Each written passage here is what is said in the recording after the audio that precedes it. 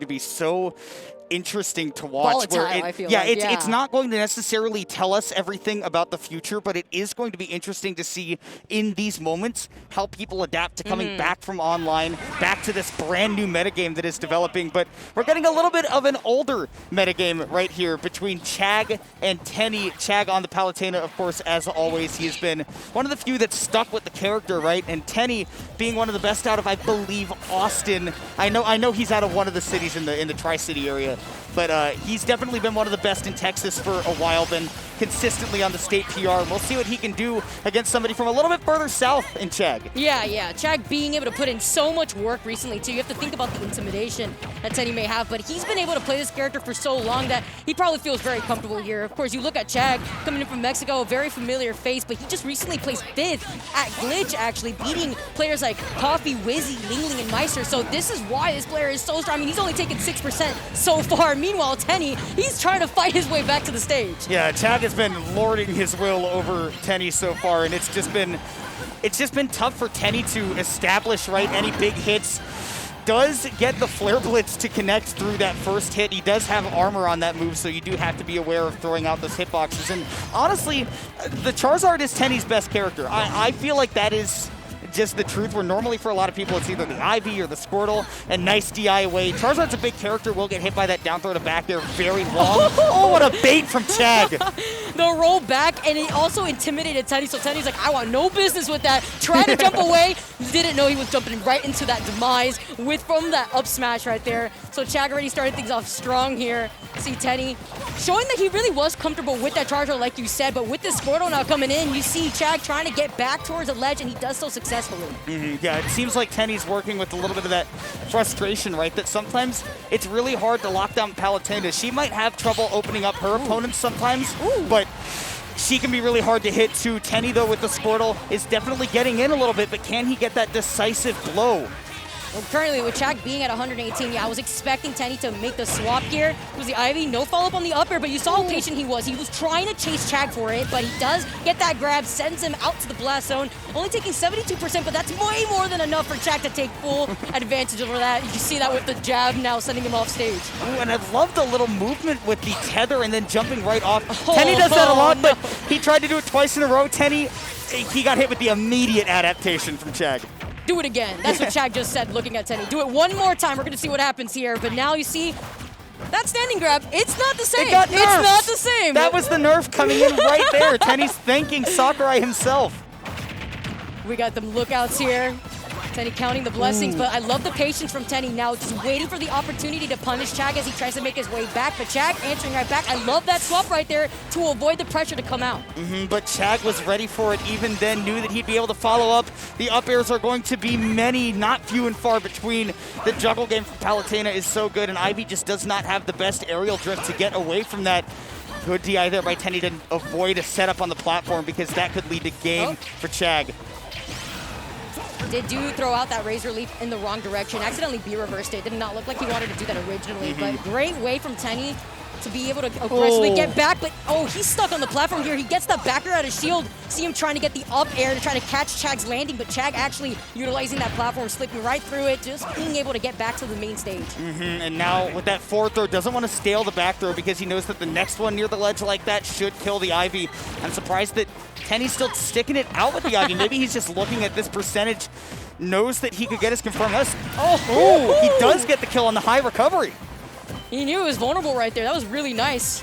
Great attempt from Tenni being able to get it, but is it going to be enough as he's fighting from this disadvantage? He's already nearing 150%. See him aggressively throwing out these Razor Leafs so that way he can have some coverage to get back to the stage. But look at this pressure. Chag knew. He emptied up. I love the way he did that. He emptied up and kind of forced out the pressure from what the shield is, but instead of just throwing out the backer, he knew he wanted to jump over him instead. And not only that particular setup after you've had the backer on shield, Chag knew that even though that up tilt is very laggy, very punishable, at that point, it can shield poke a character like Ivy who has that, jutting flower up, right? Yeah. And then you just scoop him up, he goes to the top blast zone.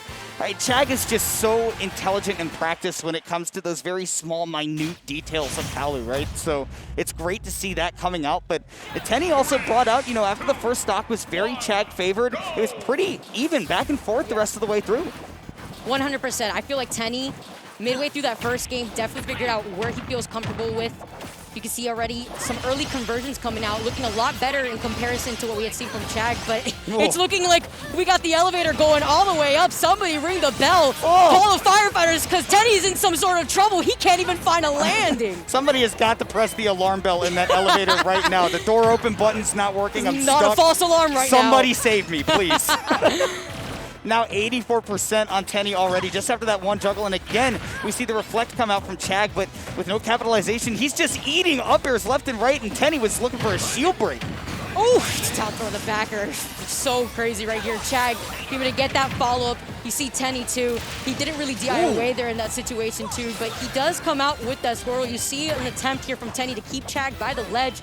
See him also trying to go for a grab by the platform, but Chag isn't pressured. He immediately just jumps out of there. Yeah, Palo has that great aerial drift, great movement in general, so it's going to be really hard to lock her down in the situations where you try to set up your kills, but jumping off the ledge, we've seen a lot of that from Chag, and Tenni was ready with that long-lasting Squirtle down smash. He's so consistent with punishing Chag's ledge approach, honestly, like always. Now with Team the Ivysaur, now the Squirtle, you see him, don't think he actually tried to go for that wall edge right there, but does manage to get back, but now he's under a lot of pressure. You see Chag taking full control over this ledge, throwing out these back airs and the down tilt attempts. And here comes the combo from Tenni, though. He just found the one opportunity, caught Chag sleeping on the ledge trap. It's led to a whole lot of damage, and now off stage, love the use of the water gun right there to try and lock down the Palu, where sometimes that's difficult, but Tenni really getting on a roll right now. You also saw right there that Chag had to go for that recovery to try to utilize the platform cancel because he had already used his jump. Tenni wanted to try to punish that, but didn't have the ability to. Still, though, putting on so much pressure, even game right here. This Chag being such a strong player can be intimidating, but Tenni, he doesn't even care here. He even tries to go for a read with that down smash. And why not when you've got all this momentum on your side? Pressure's on Chag to make something happen. Up B to 2-frame, what an intelligent play. The fact that's what I'm saying, because consistently punishing Chag every time he tries to go for the ledge, he's so good at it. And with that up B, being able to get that 2-frame, that's insane here. And Tenni has just not stopped that momentum. 45%. He switches to the Ivysaur because he knows that here he might be able to get a setup for a big kill. He definitely wanted to up B Chag, and it just locked to the ledge. Oh my god. I thought that was going to be a smash tag right there.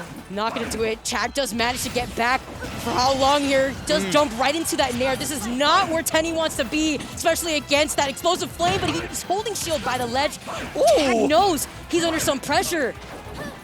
And now, yeah, Tenni's just playing as carefully as he can around this ledge. Down throw will not confirm into back air. Tenni has the DI on point. Does get the roll caught in, and yeah, Chag, as Tenni was keeping Chag at the ledge for so long, Chag has done the same thing right back to Tenni, and we go to last stock, game 2 here, but it's Chag that has to make the comeback. It is, but Chag does have the lead so far in the set, and we know how much damage Palutena could actually rack, especially when you're getting hit by these up air strings. Not going to be able to escape as he gets hit with that backer. You see Tenni trying to go for a high recovery. He has to avoid the... Oh, no! No double jump. He has to switch to the Zard. Oh, but the counter coming in now from Chag. He manages to get back, but so narrowly. Chag literally exactly evened up the game after that whole sequence. And all of a sudden, everything that Tenni had done to take that lead built up so much momentum. It's all gone. But great fire. The flamethrower off the ledge. Not going to confirm into the back throw just yet. Tenni's pulling out all the stops, but Chag is the one in control.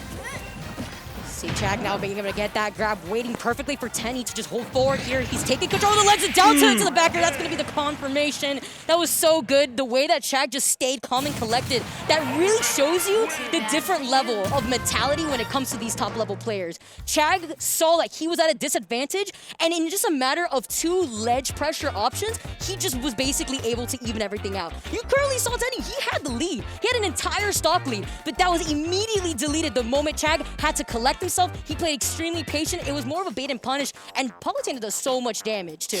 Oh my gosh, I mean, off of one hit at those early percents, as long as you can find it, yeah, Chag knows how to extend that to its fullest, and even putting all that pressure on Tenni off stage, right? Sometimes when you're on your last stock and you're trying to make a comeback, you think in your mind, right? Especially it's sort of like a level of Yomi with yourself where you're like, if I go off stage, maybe I'm pushing this too hard, maybe I end up, you know, throwing this game away, they get a reversal, that would be embarrassing, but Chag Chag had the confidence. He knew how to keep the pressure on Tenni off stage, and he did end up making the comeback after all of that. But it was, it's one of those 2-0s that just doesn't tell the whole story of the set, because, man, Tenni got close in both of those games. I know. That's why, like, seeing sets like that go down and then seeing the live adaptation from these players, of course it is 2 out of 3, but it makes you wonder what could have happened if the very last set was a 3 out of 5. Could Tenni have brought it back? Because he was very close to it. He definitely figured something out in that second game where he felt a lot more comfortable. He started getting the pace a lot better, started utilizing the way that he was able to really capitalize off of Chag trying to get back to the ledge, consistently getting either the 2-frame with the up B, you saw him get the down tilt and then the down smash. It was actually really impressive to look at that playstyle from Tenni, but at the end of the day, that's why Chag is as good as he is, and he's going to be able to move on through the bracket.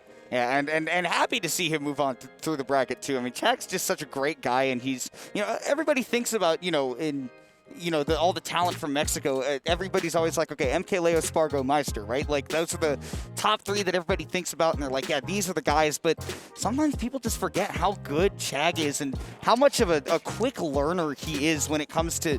I feel like one of the things that he just struggles with is matchups sometimes, and people pulling out new things in front of him where, yes, he's good at adapting, but sometimes you have to do some studying, and he's a very good studier. Yeah. I love to see Chag, just start leveling up. And I mean, you talked about how good he did at Glitch. He was winner's side top 8. Yeah, exactly. And Chag also